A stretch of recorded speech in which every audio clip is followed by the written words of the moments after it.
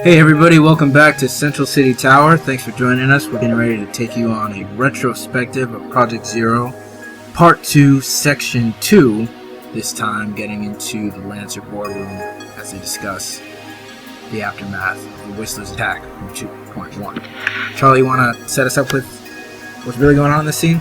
Yeah, well, just as you said, they're responding to the Whistler's last attack. What's going to go down here is that our newcomer into the Lancer organization, Veronica, is going to try to make a name for herself and proposes this radical retaliation plan. There's going to be a little bit of tension back and forth with other members in the boardroom, and then in the end, she gets to go ahead, they deploy a secret weapon, and then we'll be off on another adventure. So, who are the Lancers? Right. Which we're developing the universe of Project Zero. We set up our heroes, we set up our anti-heroes, I guess you call them. Yeah, the saboteurs. Now, who's going to be the antagonist? And originally we started with just kind of a general, generic, evil organization, the business.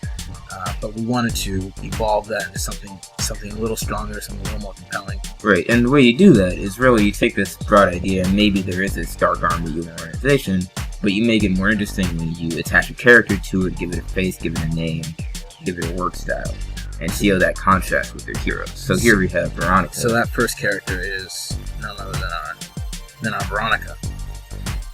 And the great thing about Veronica is that she represents the antithesis of Zero. Yeah, to a certain extent. I mean, you see that they're both very similar. Like, they're young visionaries in their respective organizations.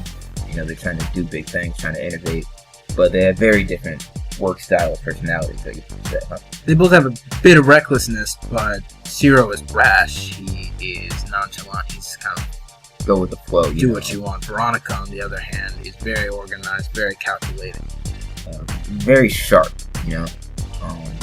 And so that kind of sets him up as contrast, and you'll see that he'll have a lot of back and forth as the series goes on about how they're running their various organizations and how they continue to clash over time, and brings them closer together in that sense. A lot about the Lancers that we also found made them interesting is the kind of technology that they use. So you have the fish tank here, and the Harvester itself is this huge land battleship that hovers. For instance, the biker units in a little bit. It sets you up with what's in the world of Project Zero. How congruent is everything in contrast to the machine graveyard, and yet in the same world you have all this massive technology. Exactly. In this last part here, we finally introduce a secret weapon in Nor, who is an outsider that works for the Lancers, which is kind of an interesting reversal. We thought it'd be a nice little plot twist, giving their own kind of outsider to fight the Whistler on equal terms. Interesting about Nora's development is that she was actually, in the original drafts, she was actually this guy, Maher. This guy right here. This guy right here. And then we thought, well, we can make it more interesting, kind of with designs, went through a couple iterations, and we decided, make it into Nor, who we think is just a much better character as well. There's a lot more we have planned for her now. Yeah, the crazy thing about her is, besides being, probably insane, she plays a berserker role, but she also, as an outsider, has a completely different philosophy on her existence than the other outsiders. Right, and that also influences how she's able to use her powers and stuff like that. And so I think it's going to be a lot of fun to continue to follow these characters as they continue to clash, and as the battles between them play out. And also, we didn't want to waste Maher's design, so we went to the boardroom, and he's probably going to make his way into being a recurring character or something. Yeah, and part of also what we're trying to do here is set up the way the world views and treats outsiders, and probably that leads to the motivations for Nor's approach to dealing with other people. Right. And to wrap up, Nora flies off into the distance, and she's hunting down our heroes, and now, we got another action-packed adventure on our hands, and we bring it right back to where we started before, with Owen sitting on the train tracks, machine graveyard off in the distance, waiting on his friends to come back, just like they said they would, and it's Miles Harvey. And this is really, I think, the crux of Project Zero, is that we have this whimsical world of Owen and his friends.